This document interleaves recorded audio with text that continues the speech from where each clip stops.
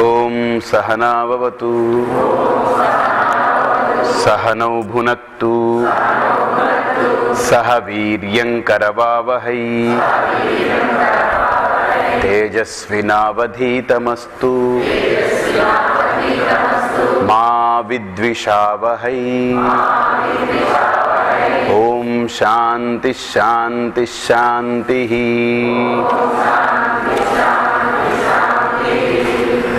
రాహుగ్రస్త దివాకరేందు సదృశో మాయా సమాచ్ఛాదనాత్ సన్మాత్రః కరణోపసంహరణతో యో భూత్ సుషుప్తః పుమాన్ ప్రాగస్వాప్సమితి ప్రబోధ సమయే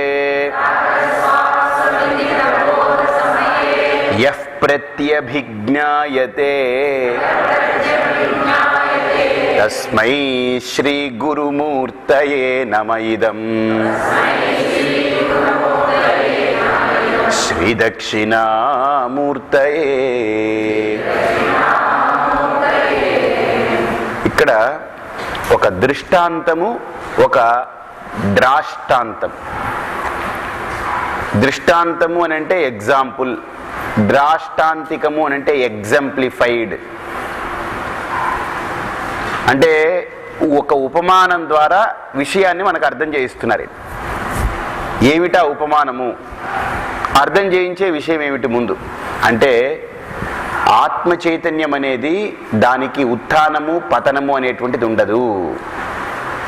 దేహేంద్రియ మనోబుద్ధులన్నీ కూడా దేహం ప్రాణమపీంద్రియాని చలాం బుద్ధిం చ శూన్యం విదుః అంటే ఐదుగురిని కూడా, ఐదు వాదాలని ఖండించిన తర్వాత దాన్ని మళ్ళీ ఇక్కడ ఆరో శ్లోకంలో అక్కడ ఏం చేస్తున్నారనంటే, మనోబుద్ధుల్ని మనం అనుకుంటున్నాం నేనని. ఇంతవరకు దేహేంద్రియాలన్నింటినీ కూడా, దేహేంద్రియ ప్రాణాలని, పదార్థజాతమైనటువంటి ఈ తత్వాన్ని నేను అనుకున్నాం కదా. ఇప్పుడు ఆ పదార్థాన్ని తీసేసి ఇప్పుడు మనోబుద్ధులే నేను అనుకుంటున్నారేమో. మనోబుద్ధుల్ని నేను అనుకుంటున్నావేమో. కాదబ్బాయి. ఎందుకు అనంటే, మనోబుద్ధులు పడిపోయినటువంటి స్థితి కూడా ఒకటి ఉంది. ఆ స్థితిలో కూడా నేనున్నాను. మళ్ళీ మనోబుద్ధులు లేచిన తర్వాత ఆ స్థితి ఎలా ఉందో చెబుతుంది. అది చెప్తుందంటే, అది లేకపోయినా అది చెప్పిందనంటే దానికి ఎవరో చెప్పున్న వ్యక్తి కావాలి కదా. రాహుగ్రస్త దివాకరేందు సదృశః. రాహుగ్రస్తమైనటువంటి సూర్యగ్రహణంలో కానీ, కేతుగ్రస్తమైనటువంటి చంద్రగ్రహణంలో కానీ మనం బాగా పరిశీలన చేస్తే, ఎవరు కూడా తెలివి ఉన్నటువంటి వ్యక్తి, సూర్యుడు కొన్ని వేల యోజనాల మైళ్ళ దూరంలో ఉన్నాడు. రాహు అనేది ఛాయాగ్రహం. అది ఇక్కడ పడుతుంది భూమి మీద, మనకు దగ్గరగా ఉండేది అది. కాబట్టి రాహు అనేటువంటి ఛాయ స్వప్రకాశంగా ప్రకాశించేటువంటి సూర్యుని ఎలా ముట్టుకోగలదు? అది ప్రకాశం దగ్గరికి చీకటి వెళ్ళలేదు కదా. ఎందుకు? తమః ప్రకాశవత్ విరుద్ధ స్వభావత్వాత్. బాగా చూడండి. ఒకవేళ ప్రకాశం దగ్గరికి కనుక చీకటి వెళ్ళిందంటే ఆ చీకటి కూడా ఏమైపోతుంది? ప్రకాశింపబడుతుంది అంతే. రాహు అనేటువంటి ఛాయాగ్రహం సూర్యుడి దగ్గరికి వెళ్ళిందని అంటే ఇంక ఛాయ ఉండదు అక్కడ. ఏమైపోతుంది? ప్రకాశం అయిపోతుంది. దానికి ఉనికి ఉండదు. రాహు అనేటువంటి వాడి ఉనికి ఏమిటి? చీకటితనమే రాహుకు ఉనికి, ఛాయ. మరి ఆ ఛాయ ఉనికి కలిగి ఉన్నటువంటి రాహు సూర్యుడి దగ్గరికి వెళ్ళిపోతే వాడి ఉనికే కోల్పోతాడు. కాబట్టి వాడు వెళ్ళడు ఎప్పుడు. తన ఉనికిని కోల్పోవడానికి ఎవడు ఇష్టపడు. రాహు ఎవరిని కప్పుతున్నాడు అని అంటే, రాహు గ్రహణం, రాహుగ్రస్తం ఎవరికనంటే మనకు గ్రహణం పడుతుంది, సూర్యుడికి కాదు. కాబట్టి ఆ సమయంలో రాహుగ్రస్త సూర్యగ్రహణము ఇన్ని గంటల నుంచి ఇన్ని గంటల వరకు. కాబట్టి ఆ సమయంలో మీరెవరు భోజనం చేయకూడదు. అంతకు ముందు కూడా మీరు అన్ని దర్భపుల్లలు వేసుకోవాలి. తర్వాత సముద్ర స్నానం చేయాలి. సముద్ర నీళ్లు తీసుకొచ్చి ఇంట్లో అంతా చల్లాలి. లేకపోతే నదీ జలమైనా చల్లాలి, పసుపు నీళ్లు చల్లాలి అని మనం మైల పడుతున్నాం. గ్రహణ మైల మనం పడుతున్నాం. ఆ గ్రహణ పీడ నివారణార్థం మనం శాంతి చేస్తున్నాం. మనం సంప్రోక్షణ స్నానం చేసుకుంటున్నాం. కాబట్టి రాహుగ్రహణం ఎవరికి? సూర్యగ్రహణం అనేటువంటిది సూర్యుడికి గ్రహణం కాదు, మనకు గ్రహణం. కానీ భూమి నుంచి చూసేవాడికి ఎలా అనిపిస్తుంది అంటే సూర్యుడికి గ్రహణం పట్టింది అనిపించుకుంటుంది. అది కానీ అది అవివేకమా కాదా? ఎవరికి గ్రహణం? మనకే. కాబట్టి జ్యోతిష శాస్త్రం చాలా సింపుల్గా ఒక మాట చెప్పింది. ఏంటి? గ్రహణం సూర్యుడికి కాదురా, నీకురా అబ్బాయి. కాబట్టి మైల పట్టేది నువ్వు, కాబట్టి మైల వదిలించుకోవాల్సింది కూడా నువ్వే, సూర్యుడికి అక్కర్లేదు. సూర్యుడికి ఏమైనా మైలు వదిలించుకుంటున్నాడా? ఏమి లేదు. కానీ ఇప్పుడు ఇంకొకటి ఈ ఉపమానంలో బాగా గ్రహించవలసింది. గ్రహణం మనకే, సూర్యుడికి కాదు. ఒకటి. రెండో కోణం చూడండి. రాహుగ్రహణం అంటే సూర్యగ్రహణం అవుతున్నప్పుడు నిజంగా సూర్యుడే లేకపోతే గ్రహణమైంది అనేదాన్ని ప్రకాశించేది ఎవడక్కడ? అక్కడ ఒక ఛాయలా వస్తుంది కదా, ఆ ఛాయ నీడ కూడా ప్రకాశింపబడుతుందా లేదా? మరి నీడని కూడా ప్రకాశిస్తున్నాడంటే సూర్యుడు గ్రస్తమైపోతే ఎలా ప్రకాశిస్తాడు? మింగేయబడితే ప్రకాశించలేడు కదా. కాబట్టి ఆ గ్రస్తమైనటువంటి సమయంలో కూడా రాహు అనేటువంటి ఛాయని సూర్యుడు ప్రకాశింపజేస్తున్నాడంటే ఆ ఛాయ మన కంటికే కానీ సూర్యుడికి కాదు. సూర్యుడు ఆ ఛాయని ప్రకాశింపజేస్తున్నాడు, ఛాయని కూడా. అలాగనే బాగా గుర్తుపెట్టుకోండి. రాత్రి పడుకున్నప్పుడు, అలాగని ఇక్కడ కూడా ఉపమానం చెప్పిన తర్వాత రెండో లైన్లో అంటారు, సన్మాత్ర మాయా సమాచ్ఛాదనాత్.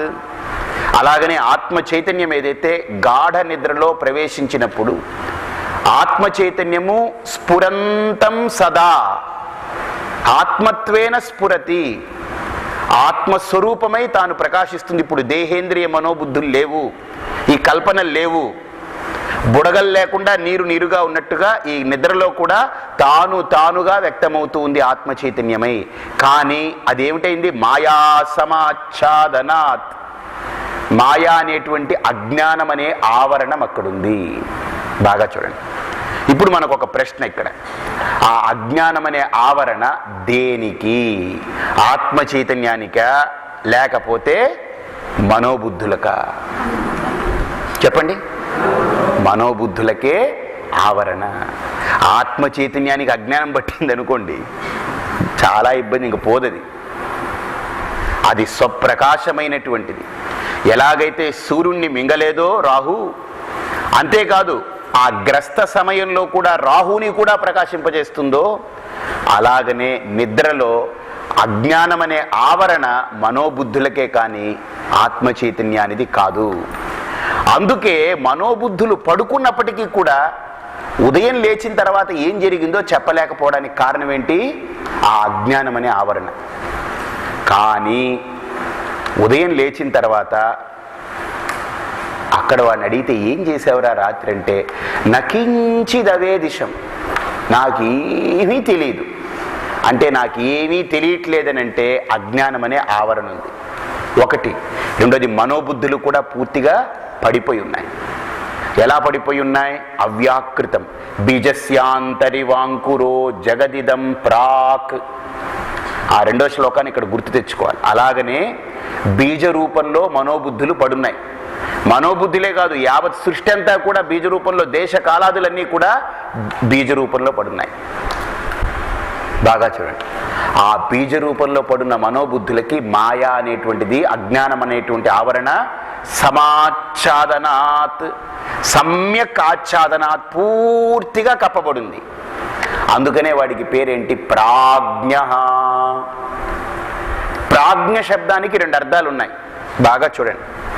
మేలుకున్నప్పుడు నేను విశ్వంలో తిరుగుతూ విశ్వాన్ని అనుభవిస్తున్నాను, ఇంద్రియాలతో తాదాత్మ్యం చెందుతున్నాను, ఇంద్రియ విషయాల్ని పొందుతున్నాను కనుక నా పేరు విశ్వహ అనింది. అందుకనే విశ్వరూప జాగరణి. జాగరణి అంటే మేలుకున్నప్పుడు జాగ్రత్త అవస్థలో నేను అనేటువంటి వాడు లేచాడు కనుక. ఎవరు? మనస్సు. నేను అనేది ఎవరు? మనస్సే. వాడు లేచాడు కనుక, వాడు విశ్వంలో తిరుగుతున్నాడు కనుక వాడిని ఏమండి? విశ్వడు అనింది. వాడు పడుకున్నాడు. పడుకున్నప్పుడు బాగా చూడండి, పడుకున్నప్పుడు ఏం పడుకుందని అంటే దేహేంద్రియాలు పడుకున్నాయి, కానీ ఇప్పుడు లోపల ఒక శరీరం ఉంది. ఆ శరీరం ఏం చేసిందంటే ఒక స్వప్న ప్రపంచాన్ని తయారు చేసుకుని అందులోకి వెళ్ళిపోయింది. బాంబేలో నేను తిరుగుతున్నాను అనుకోండి, అక్కడ కళ ఉంది కదా, ఒక ప్రపంచం. ఈ ప్రపంచం కాదు, అక్కడ నా కళ, నా ఊహా ప్రపంచం. అది ఊహాని ఎప్పుడు తెలుస్తుంది? మేలుకున్న తర్వాత. అంతవరకు అది సత్యమే. ఆ కళలో కూడా నేను శరీరంతో వెళుతున్నాను, కానీ ఈ శరీరంతో వెళుతున్నానా? లేదు. నేను బాంబేకి నిద్రలో వెళ్ళానంటే ఉదయం లేచినప్పుడు నిజంగా ఈ శరీరంతో వెళ్ళుంటే బాంబేలో ఉంటా నేను. ఈ శరీరంతో వెళ్ళలేదు కనుకనే ఈ శరీరాన్ని వదిలేశాను అక్కడ. కానీ బాంబేకి వెళ్ళాను, అక్కడ ఒక శరీరం తయారు చేసుకుని. కానీ ఆ శరీరం ఏమిటి? సూక్ష్మ శరీరం, మనోబుద్ధులు. కాబట్టి మనోబుద్ధులు అనేటువంటి మనస్సు, బుద్ధి, చిత్తం, అహంకారం అనేటువంటి 4 కలిపినటువంటి సూక్ష్మ శరీరం ఏదైతే ఉందో, ఆ సూక్ష్మ శరీరం ఆ స్వప్న ప్రపంచాన్ని అనుభవిస్తుంది కదా. అప్పుడు వాడిని ఏమంటున్నాడు అని అంటే, ఆ నేను అనేవాణ్ణి తైజస స్వపంతి తైజసాత్మిక. ఇప్పుడు వాడేంటంటే స్థూల శరీరాన్ని వదిలేసి సూక్ష్మ శరీరం పట్టుకుని స్వప్నావస్థలో ఉన్నాడు. ఇప్పుడు స్వప్నావస్థలో కూడా వాడు విసిగి వేసారిన తర్వాత వాడేంటి, మనోబుద్ధులు కూడా పడిపోతున్నాయి వాడికి. పిల్లాడు ఎలాగైతే ఆడుకుని బయట ఇంట్లోకి వస్తాడు, ఇంట్లో కొంతసేపు ఆడుకుంటాడు, ఆ తర్వాత పడుకుంటాడు. చూడండి, బయట ఆడుకున్నప్పుడు విశ్వ, ఇంట్లోకి వచ్చి లోపల ఆడుకుంటున్నప్పుడు తైజస, గదిలోకి వెళ్ళి పడుకున్నప్పుడు ప్రాజ్ఞ. అలాగని నేను గారు కూడా మేలుకున్నప్పుడు ఆడుకునే లోకంలో విసిగెత్తి లోపలికి వచ్చి స్వప్న ప్రపంచంతో ఆడుకున్నాడు. అక్కడ కూడా విసిగెత్తి శుభ్రంగా పడుకుండిపోయాడు. ఎలా పడుకుండిపోయాడు? ఇక నామరూపాలు కూడా లేనట్టుగా పడుకుండిపోయాడు. ఎలా పడుకున్నాడు? నామరూపాలు లేకుండా. ఎలాగంటే ఇక్కడ ఒక ఉపనిషత్తు ఒక మాట అంటుంది. ఏంటంటుందంటే, యథా నద్యః స్యందమానా సముద్రే అస్తంగచ్చంతి నామరూపే విహాయ తథా విద్వాన్ నామరూపాద్విముక్తః పరాత్పరం పురుషముపైతి దివ్యం. సరే, ఇందులో ఒక ఉపమానం తీసుకుందాం మనం. ఏంటనంటే, యదా నద్యః స్యందమానా సముద్రే, నదులు సముద్రం వైపుకు పరుగులు తీస్తున్నాయి. పేర్లు పెట్టాం, గంగా, యమున, గోదావరి, కృష్ణ, తుంగభద్ర, కావేరి, అవి ఇవి పుష్కరిణి, ఏవో పేర్లు పెట్టాం. ఇవన్నీ సముద్రంలోకి పరుగులు తీసిన తర్వాత, సముద్రంలో కలిసిపోయిన తర్వాత, గతి, పతి, మతి, సతి అన్నీ ఆ సముద్రుడే. అందులోకి వెళ్ళిపోయిన తర్వాత, సముద్రంలో ఏకమైపోయిన తర్వాత, ఇప్పుడు గంగా ఎక్కడా, యమున ఎక్కడా, సరస్వతి ఎక్కడుంది? కలిసిపోయింది అంటే అర్థం ఏమిటి తెలుసా? మనం ఏంటంటున్నాం? కలిసిపోయింది అంటున్నాం. ఇక్కడ శాస్త్రం ఒప్పుకోదు. కలిసిపోవడం కాదు, నామరూపే విహాయ. గంగా అనే పేరు దానికి పోయింది, దాని రూపము పోయింది, కలిసిపోయింది సముద్రంలో. ఇప్పుడు ఏది ముట్టుకుని ఆచమనం చేసినా ఎక్కడ అంతా ఒకటే, సముద్రమే. మళ్ళీ చూడండి, ఈ ఉపమానాన్ని కొద్దిగా మనం ఎక్కువ వాడుకుందాం, ఇంకొక కొద్దిగా. నామరూపాలు లేకుండా పడిపోయింది సముద్రంలో. మళ్ళీ సూర్యుడు ఏం చేస్తున్నాడు తెలుసండి? బాగా తపింపజేస్తున్నాడు, పైకి తీసుకెళ్తున్నాడు. మళ్ళీ వర్ష రూపంలో వస్తుంది. మళ్ళీ అక్కడి నుంచి గంగా ఉత్పత్తి అయింది, యమున, గోదావరి, తుంగభద్ర. సముద్రాన్ని విడిచిపెట్టి వెళ్ళిపోతే నామరూపాలు వచ్చేస్తున్నాయి. సముద్రంలో ఉంటే, తన స్వరూపమైన సముద్రంలో ఉంటే నామరూపాలు లేవు. బాగా చూడండి. అలాగని నేనుగారు ఉన్నారు చూశారండి, వారు ఆత్మ చైతన్యాన్ని వదిలి బయటికి వెళ్ళాడంటే నామరూపాలు తగిలించుకుని నేను ఫలానా అని వ్యక్తిత్వాన్ని పొంది వ్యవహారం చేస్తున్నారు. ఎప్పుడైతే ఆత్మ చైతన్యంలో అణిగిపోయి విలీనమై పడిపోయి ఉన్నాడో అక్కడ నామరూపాలు ఉన్నాయా? సుషుప్తిలో నేను ఫలానా అనే జ్ఞానం ఉందా? మనకు లేదు. వ్యక్తిత్వం ఏమన్నా ఉందా? లేదు. పూర్ణత్వం ఉంది అక్కడ. వ్యక్తిత్వం లేదు, అల్పత్వం లేదు, దుఃఖం లేదు, అశాంతి లేదు, బాధలు లేవు, బంధం లేదు. నాకు శాస్త్రము అక్కర్లేదు. గుర్తుపెట్టుకోండి.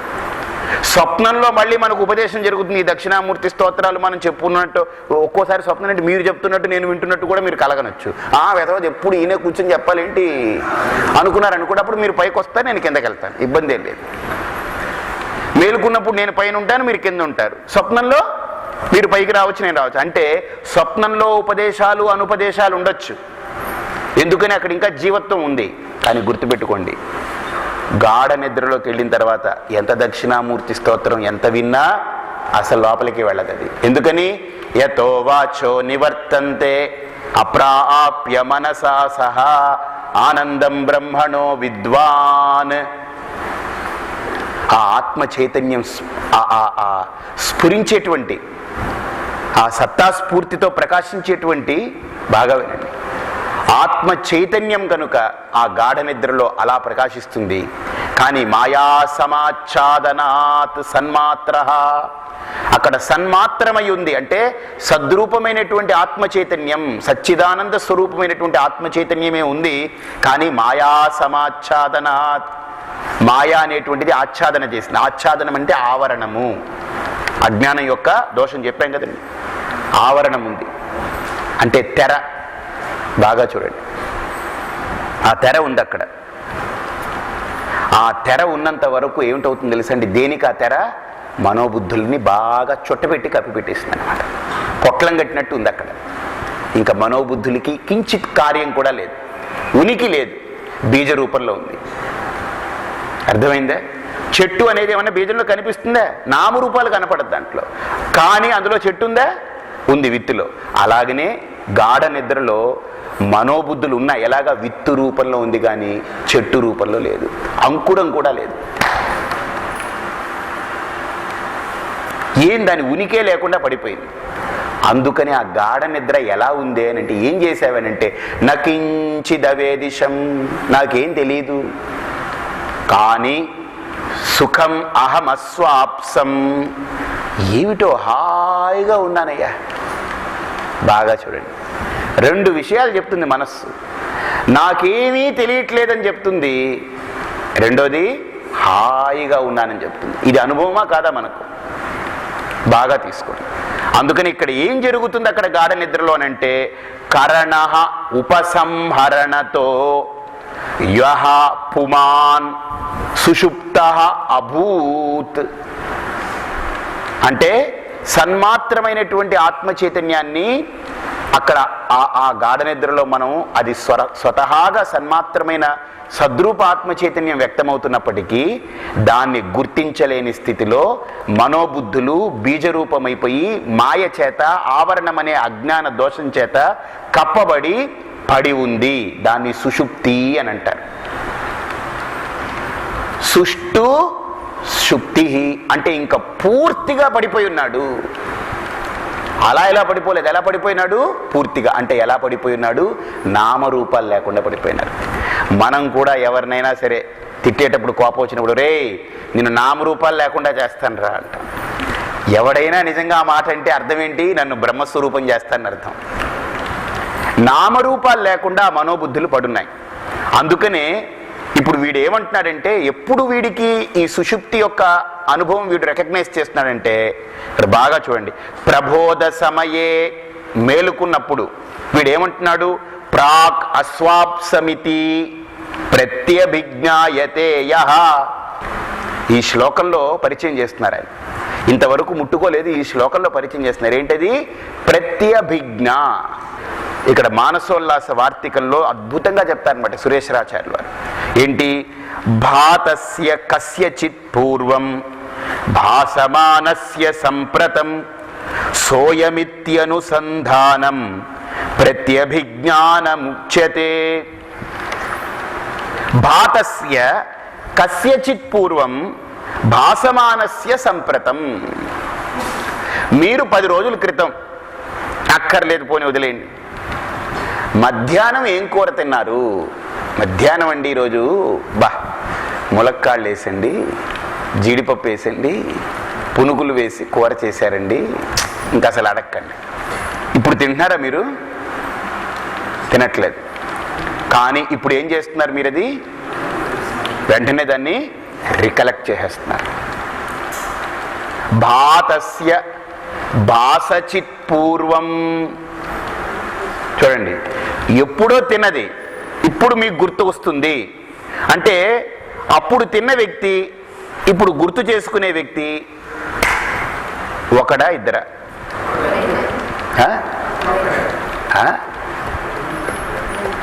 చెప్పండి. ఇక్కడ మీకు ఏంటి అర్థమైంది తెలిసిపోతుంది. అప్పుడు తిన్నవాడు ఇప్పుడు చెప్పేవాడు ఒకడేనా? డౌటే.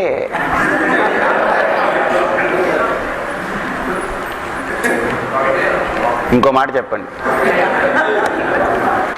కాబట్టి చెప్పేవాడు ఏం చేస్తున్నాడంటే, వాడు స్మృతి, అప్పుడు తిన్నాడు కదా, అది తినదంతా అయిపోయింది, అది గతం గత. మరి చెప్పేవాడు తినలేదు కదా, తిన్నవాడు ఇప్పుడు లేడు కదా చెప్పడానికి. మరి ఎలా చెప్తున్నాడు వీడు? బాగా చూడండి. అయితే దాన్ని గుర్తుపెట్టుకున్నాడు, ఆ పదార్థాలన్నింటినీ గుర్తుపెట్టుకున్నాడు, దాన్ని రికలెక్ట్ చేసుకుంటున్నాడు. దానిని పూర్వం జరిగిన దాన్ని, అర్థమైందా, ఇప్పుడు దాన్ని చెప్పడం, పూర్వం జరిగిన దాన్ని ఇప్పుడు చెప్పడం అంటే పూర్వం జరిగిన దాన్ని ప్రకాశింపజేసి ఉండాలి వాడు, ఇప్పుడు చెప్పేదాన్ని కూడా ప్రకాశింపజేయాలి. ఎవడైతే పూర్వము జరిగిన దాన్ని ఇప్పుడు చెబుతూ ఉన్నాడు అని అంటే దీన్ని ప్రకాశింపజేస్తున్నాడో వాడు ప్రత్యభిజ్ఞుడు. కాబట్టి రాత్రి నిద్రలో ఏం జరిగిందో ఏమీ తెలియకుండా పడినటువంటి మనోబుద్ధులు మేలుకోగానే నాకేమీ తెలియలేదండి అన్నామంటే శూన్యం అన్నాం అనుకోండి. ఓరి పిచ్చివాడా, శూన్యాన్ని గుర్తించిన వాడు ఎవడు?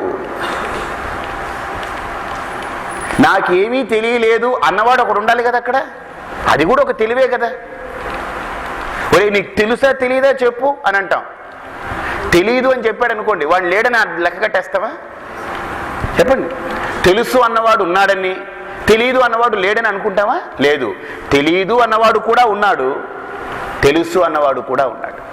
అంటే తెలుసు అనేదాన్ని వ్యక్తపరచడానికి వాడు ఉండాలి, తెలియదు అనేటువంటి తెలియనితనాన్ని కూడా వ్యక్తపరచడానికి వాడు ఉండాలి. కాబట్టి ఇక్కడ రాత్రి నిద్రలో నాకేమీ తెలియలేదు అని అంటే నాకేమీ తెలియని తనాన్ని వ్యక్తపరిచింది ఎవరు? యః ప్రత్యభిజ్ఞాయతే. అక్కడ ఆ ప్రత్యభిజ్ఞ, జ్ఞ అంటే తెలియడం, అభిజ్ఞ అంటే అభితః జానాతి, చక్కగా చుట్టుపక్కలన్నిటినీ తెలుసుకుంటుంది. ప్రత్యభిజ్ఞ అంటే కంప్లీట్గా యథాతథంగా తెలియబడుతుంది. బాగా చూడండి, మనం చెప్పేదే కరెక్ట్ అయిన మాట అన్నమాట. ఉదయం లేవగానే నాకేమీ తెలియలేదు అని అంటే అక్కడ ఏమీ లేదు అని అర్థం. చీకటి. ఆ రాత్రి నిద్ర ఎలా ఉందండి? గాఢ నిద్ర అని అంటే నాకేమీ తెలియలేదు అంటున్నాడు. చూశారండి, ఎవడనగలడంటే చిమ్మ చీకటిలోకి వెళ్ళిన వాడొక్కడే అనగలడు ఆ మాట. వీడు రాత్రి ఆ చిమ్మ చీకటికి వెళ్ళాడు. ఎవరు? ఉదయం లేచిన వాడు. ఎవడు లేచాడు ఉదయం? నేను అనే మనస్సు లేచింది.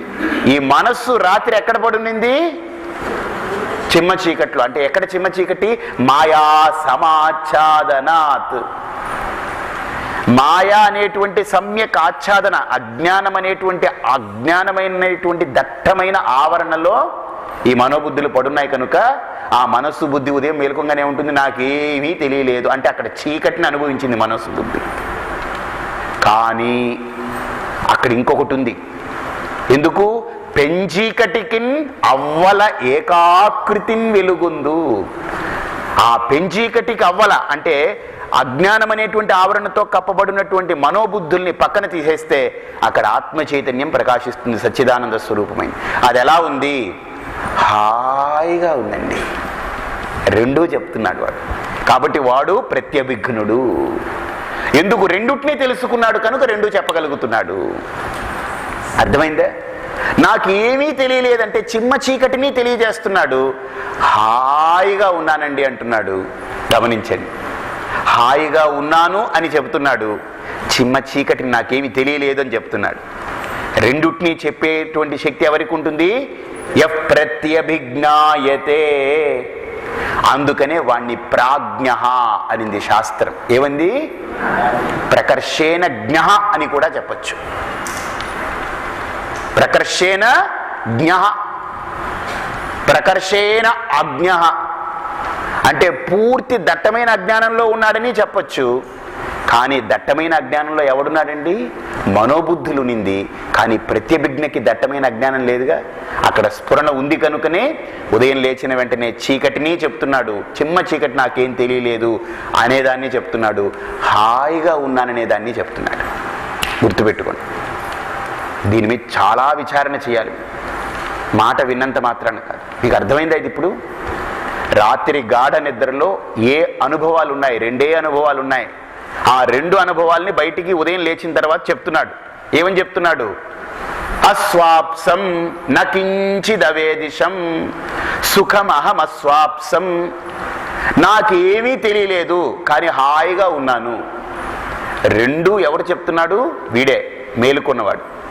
ఈ మేలుకున్నవాడు రెండింటినీ చెప్పాలి అని అంటే వీడు పడున్నాడు కదా, మరి వీడికి ఎలా స్ఫురించింది? ప్రత్యభిజ్ఞాయతే యహ, ఎవడి యొక్క స్ఫురణ వల్ల, చైతన్య స్ఫూర్తి వల్ల వీడికి ఆ రెండు తెలియబడుతుందో అది ఎవరు? ఆత్మ. గమనించండి, ఆ ఆత్మ చైతన్యాన్ని తెలియజెప్పే ఆ సద్గురు స్వరూపమైనటువంటి గురుమూర్తికి, దక్షిణామూర్తి స్వామికి నా నమస్కారము. కాబట్టి ఇక్కడ ఏం చెప్తున్నానంటే, అబ్బాయి నీకు ఒకవేళ రాత్రి గాఢ నిద్రలో మనోబుద్ధులు లేనంత మాత్రాన ఆత్మ చైతన్యం లేదని అనుకోకు సుమా. ఎందుకు? ఉదయం లేచిన వెంటనే నువ్వేమంటున్నావు? అక్కడ ఏమీ తెలియలేదు అంటే నాకు తెలివి లేదు కానీ హాయిగా ఉన్నానంటున్నావు. తెలివి లేకపోవడం అజ్ఞానం యొక్క కార్యం, హాయిగా ఉన్నానడం ఆత్మస్వరూపం యొక్క ఆనంద అభివ్యక్తీకరణ. అర్థమైందా? అందుకని ఇక్కడ కూడా ఉపమానం ఏంటి? రాహు కప్పేశాడు, ఇంకా సూర్యుడు లేడు అనుకుంటావేమో పిచ్చివాడా. రాహు కప్పింది నిన్నే కానీ సూర్యుడిని కాదు. ఎందుకని? ఆ సూర్య ప్రకాశం చేత రాహు అనేటువంటి ఛాయ ప్రకాశింపబడుతుంది. అలాగనే ఆత్మ చైతన్యం ఉంది కనుకనే ఆ గాఢ నిద్రలో మనోబుద్ధులు పడిపోయి ఉన్న ఆ పడిపోయి ఉన్న మనోబుద్ధుల్ని కూడా ప్రకాశింపజేస్తుంది. అది ప్రకాశింపజేస్తుంది కనుకనే ఉదయం లేచిన వెంటనే నాకేం తెలియలేదండి అనే తెలివి ఉంది వాడికి. నాకేం తెలియలేదు అనే తెలివి ఆత్మ చైతన్యం వల్ల కలిగింది. నేను సుఖంగా ఉన్నాను అనే తెలివి కూడా ఆత్మ చైతన్యం ఇచ్చింది. చూడండి, తెలియలేని దాన్ని తెలియజెప్పింది, సుఖంగా పడి ఉన్నదాన్ని తెలియజెప్పింది. అంటే రెండింటినీ తెలియజెప్పే సత్తా స్ఫూర్తి ఆత్మ చైతన్యమై ఉంది. యప్రత్యభిజ్ఞాయతే తస్మై శ్రీ గురుమూర్తయే నమయిదం శ్రీ దక్షిణామూర్తయే. అంటే ఇక్కడ ఏం చేస్తున్నారనంటే, ఉపనిషత్తు కూడా ఒక మాట చెప్పింది. దాన్ని ఇక్కడ సురేశ్వరాచార్యుల వారు ఆఖరుగా ఈ శ్లోకానికి, ఏది ఈ 6వ శ్లోకం, రాహుగ్రస్త దివాకరేందు సదృశో శ్లోకానికి ఆయన వార్తికం రాస్తూ మానసోల్లాసం చిట్ట చివరిగా ఒక మాట అంటారు. ఏంటంటే, అసన్నేవ భవేద్విద్వాన్ అసద్బ్రహ్మేతి వేద చేత్ అస్తి బ్రహ్మేతి చేద్వేద సంతమేనం తతో విదుః. ఇదే వాక్యం ఏంటంటే తైత్తిరీయోపనిషత్తులో వస్తుంది. అసన్నేవ స భవతి అసద్బ్రహ్మేతి వేద చేత్ అస్తి బ్రహ్మేతి చేద్వేద సంతమేనం తతో విదురితి తస్యైష ఏవ శారీర ఆత్మా. కాబట్టి బాగా చూడండి, ఈ ఉపనిషత్ వాక్యాన్ని అక్కడ శ్లోక రూపంలో చెప్పారు. ఏంటి? అసన్నేవ స భవతి అసన్నేవ భవేద్ విద్వాన్ అసద్బ్రహ్మేతి వేద చేత్. విద్వాన్ ఎంత గొప్ప విద్వాంసుడైనా, బాగా చూడండి, బ్రహ్మతత్వమే లేదు అన్నాడు అని అంటే వాడు లేనట్టే. ఎందుకని? బ్రహ్మను నిరాకరిస్తున్నాడంటే బ్రహ్మ వాడికంటే భిన్నం కాదు, బ్రహ్మస్వరూపమై ఉన్నాడు. ఆత్మ చైతన్యమే బ్రహ్మస్వరూపము. సోయమాత్మా అయమాత్మా బ్రహ్మ. అయమాత్మ, ఈ శరీరాన్నంతా వెలుగొందింపజేసేటువంటి ఏ ఆత్మ చైతన్యం ఉందో అదే అయమాత్మ బ్రహ్మ. తద్బ్రహ్మైవాహమస్మి సోహమస్మి బ్రహ్మైవాహమస్మి అహమేవాం జుహోమి స్వాహ సంధ్యావందనంలో చెప్తారనమాట. కాబట్టి ఆ బ్రహ్మస్వరూపమే నేనై ఉన్నాను అని శాస్త్రం చెప్తుంది. ఏ అజ్ఞానుడైనా సరే, వాడు మిడిమిడి జ్ఞానంతో నేను పండితుణ్ణి అని చెప్పుకునేటువంటి వాడు ఎవడైనా బ్రహ్మ లేదు అన్నాడు అనుకోండి, అసన్నేవ స భవతి అసద్బ్రహ్మేతి వేద చేత్. బ్రహ్మ లేదు అని అంటే తన్ను తాను లేదు అనుకున్నట్టే, లేనట్టే. లేదు అనుకున్నట్టే కాదు, లేడంతే. అర్థమైందా? ఎందుకని? తన స్వరూపాన్ని ఖండించుకుంటున్నాడు తను. ఎవడైతే అస్తి బ్రహ్మేతి చేద్వేద, ఎవడైతే బ్రహ్మస్వరూపమై ఉన్నాను అంటున్నాడో వాడు ఉన్నట్టే. బ్రహ్మ ఉంది అని అంగీకరించామనంటే తన స్వరూపమే బ్రహ్మ, కాబట్టి బ్రహ్మస్వరూపమై ప్రకాశిస్తున్నాడని. సరేనండి, బాగుంది స్వామీజీ. మరి ఈ శరీరం ఉంది చూసారా, శరీరం జాగ్రత్త అవస్థ, స్వప్నావస్థ, సుషుప్తి అవస్థలు ఉన్నాయి. ఆ జాగ్రత్త అవస్థలో ఒకడున్నాడు, స్వప్నావస్థలో ఒకడున్నాడు, సుషుప్తి అవస్థలో ఒకడున్నాడు. మళ్ళీ వాడు లేచిపోయిన తర్వాత మళ్ళీ జాగ్రత్త అవస్థ వస్తుంది, అక్కడ మళ్ళీ ఇంకోలా ఉంటున్నాడు. మరి ఈ మూడిట్లో ఉండేది ముగ్గురా? ఒకడేనా? లేదు. ఇంకొకటి, బాల్యం, యవ్వనం, కౌమార్యం, వార్ధక్యం అనేటువంటి దశలు వచ్చేస్తున్నాయి. మరి బాల్యంలో ఉండేది, యవ్వనంలో ఉండేది, కౌమార్యంలో ఉండేది, వార్ధక్యంలో ఉండేది ఒకడేనా? వేరువేరా? ఇవన్నీ డౌట్లు వస్తున్నాయి. కనుక ఆదిశంకరుల వారు చాలా అద్భుతంగా 7వ శ్లోకంలో దీని యొక్క దశలు, అవస్థలు, వీటి మీద చక్కటి వ్యాఖ్యానించారు. ఏంటి? బాల్యాదిష్వపి జాగ్రదాదిషు తథా సర్వాస్వవస్థాస్వపి వ్యావృత్తాస్వనువర్తమానమహమిత్యంతఃస్ఫురంతం సదా స్వాత్మానం ప్రకటీకరోతి భజతాం యో ముద్రయా భద్రయా తస్మై శ్రీ గురుమూర్తయే నమ ఇదం శ్రీ దక్షిణామూర్తయే. బాల్యాదిషు అపి జాగ్రదాదిషు తథా సర్వాసు అవస్థాసు అపి. సంస్కృతాన్ని విడగొట్టేస్తే అర్థమైపోతుంది. చూడండి, సంస్కృతాన్ని విడగొడితే అర్థమవుతుంది. సంస్కృతి అర్థం అవ్వాలంటే అన్నింటిని కలుపుకుంటూ పోతేనే సంస్కృతి అర్థమవుతుంది. అర్థమైందండి? అది గొప్ప లక్షణం. సంస్కృతం అర్థం అవ్వాలంటే విడగొట్టాలి, పదచ్ఛేదం చేయాలి, అప్పుడు అర్థమైపోతుంది. లేదనుకోండి, బాల్యాది శ్వపి అన్నాం అనుకోండి, ఇదేంటిది? శ్వపి ఏంటిది? బాల్యాది అంటే పోనీ బాల్యము ఆది, శ్వపి అంటే ఏమిటండి అనుకుంటాం. తప్పది, అలా విడగొట్టకూడదు. బాల్యాదిషు అపి అంటే బాల్యాది అవస్థల, బాల్యాది దశలలో, అపి కూడా, జాగ్రదాదిషు తథా జాగ్రదాది అవస్థలలో కూడా, సర్వాసు అవస్థాసు అపి జాగ్రదాది సర్వ అవస్థలలో కూడా, వ్యావృత్తాసు అనువర్తమానం అహమితి అంతః స్ఫురంతం సదా. విడగొడితే అర్థమైపోయింది. అర్థమైంది? కాబట్టి సంస్కృతాన్ని నీట్గా పదచ్ఛేదం చేస్తే అర్థం వచ్చేస్తుంది. అందుకనే సంస్కృతం తెలియాలి, లేకపోతే కష్టమైపోతుంది. ఇప్పుడు మీరు కూర్చుంటే డుక్కురించుకరనే నహి నహి రక్షతి. ఇంకెందుకు రేపు మాపు బాల్చి ధన్యస్థితిలో కూర్చుని ఇప్పుడు మనం కూర్చుని డుక్కురించుకరనే అంటే పోతుంది. కాబట్టి ఇప్పుడు మీరేం సంస్కృతం మీద పెద్ద వ్యాకరణం వద్దు, గోకరణం వద్దు, ఏం వద్దు, ఏ కరణం వద్దు. అందుకనే అన్ని కరణాలు కూడా ఇక్కడేంటి? సంహరణతో. కరణాలన్నీ సంహరణతో. బయట కరణం గారితో చచ్చిపోతున్నాం, ఇంకా వ్యాకరణం ఇంకెలాంటిదో చూడండి. కాబట్టి ఇక్కడ చాలా స్పష్టంగా, అద్భుతంగా మనకు శాస్త్రం ఎక్సలెంట్గా చెప్తుంది. ఏంటి? దశల మీద, అవస్థల మీద అద్భుతంగా 7వ శ్లోకం మాట్లాడి ఈయన అంటారు, బాల్యాదిషు అంటే బాల్య ఆది పదాత్ అంటే మొదలగునవి. అంటే ఈ శరీరానికి అవస్థలు, దశలు ఎన్ని ఉన్నాయి?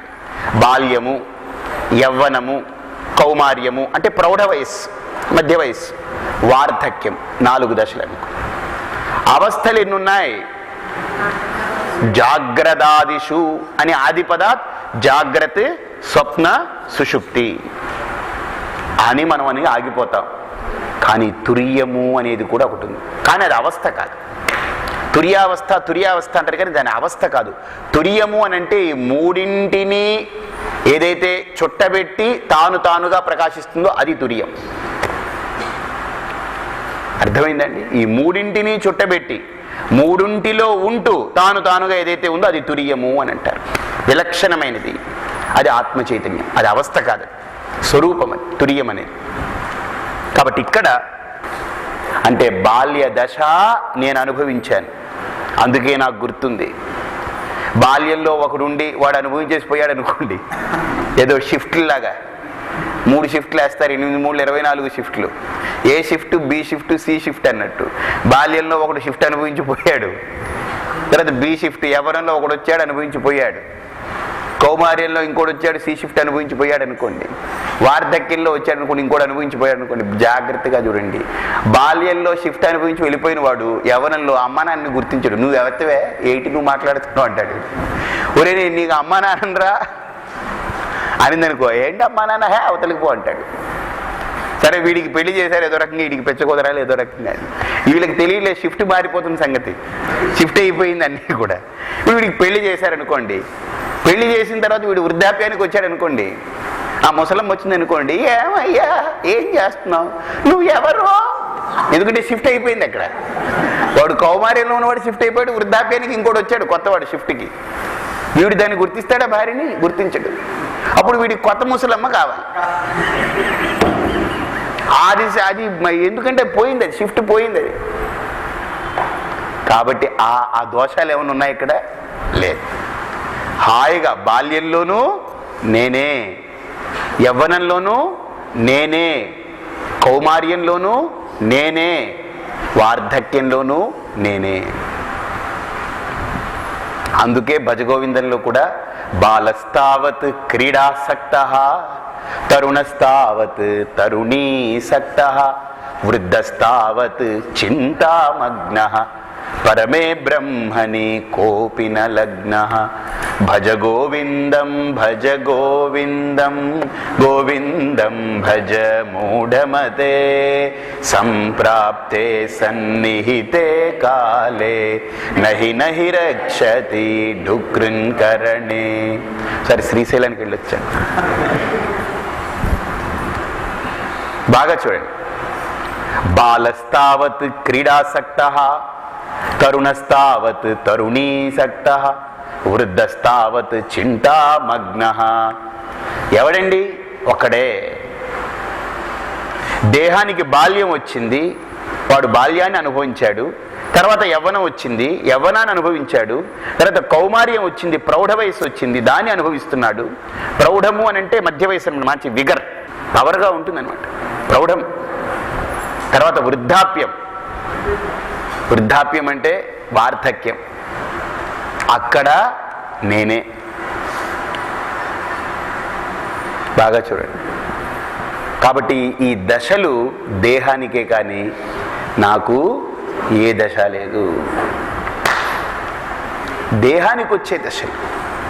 అలాగనే జాగ్రత్తాదిషు తథా, జాగ్రత్త అవస్థ, స్వప్నావస్థ, సుషుప్తి అవస్థ. బాగా చూడండి. ఇప్పుడు మేలుకున్నాను, ఈ ప్రపంచాన్ని అనుభవిస్తున్నాను, ఒక్కసారి శరీరాన్ని పడుకోబెట్టాను మంచం మీద, స్వప్న ప్రపంచం ఎక్కడికో ఎగిరిపోతున్నాను. బాగా చూడండి. హాయిగా వెళ్ళిపోతున్నాను. స్వప్న ప్రపంచాన్ని అనుభవించేసి మళ్ళీ ఈ శరీరంలోకి వచ్చేస్తున్నాడు వాడు. ఒక్క మాట చెప్పండి, స్వప్న ప్రపంచాన్ని శరీరాన్ని వదిలిపెట్టి ఎక్కడికైనా వెళుతున్నాడా? చెప్పండి.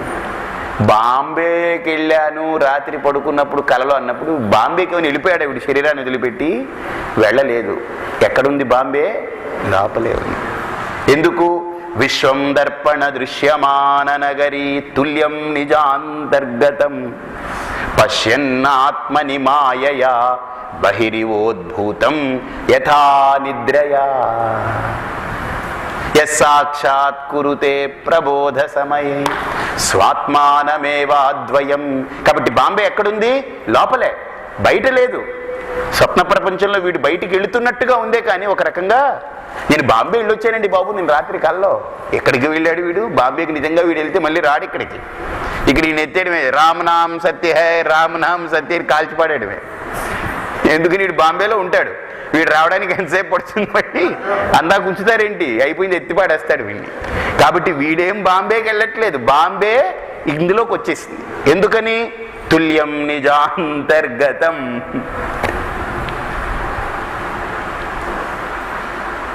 బాగా చూడండి. కాబట్టి స్వప్నావస్థ అంటే ఏంటంటే శరీరంతో సంబంధం లేకుండా వాడు ఒక ప్రపంచాన్ని ఊహించుకొని అందులో ఒక శరీరాన్ని ఏర్పాటు చేసుకుని ఆ శరీరంతో వాడు అనుభవిస్తూ ఉంటాడు. వాడెవడు? తైజసః. ఈ విశ్వడు అనే పేరు వచ్చింది కదా నాకు ఎప్పుడు?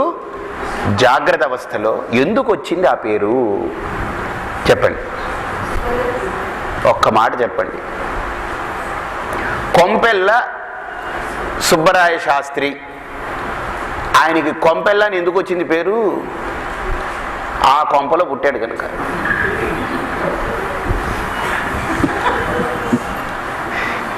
ఆ ఇంటి పేరు ఎందుకు వచ్చిందని అంటే ఆ కొంపలో పుట్టాడు వాడు. ఇంకో కొంపలో పుట్టుంటే ఏదో తొంపెల్లో వచ్చి ఉండేది. ఎందుకు వచ్చింది అంటే ఆ కొంపలో పుట్టాడు వాడు. కొంపెల్ల అర్థమైందండి. తోపెల్ల ఎందుకు వచ్చింది? ఆ తోపెల్లో కొంపలో పుట్టాడు అంటే, అంతకంటే ఏం లేదు.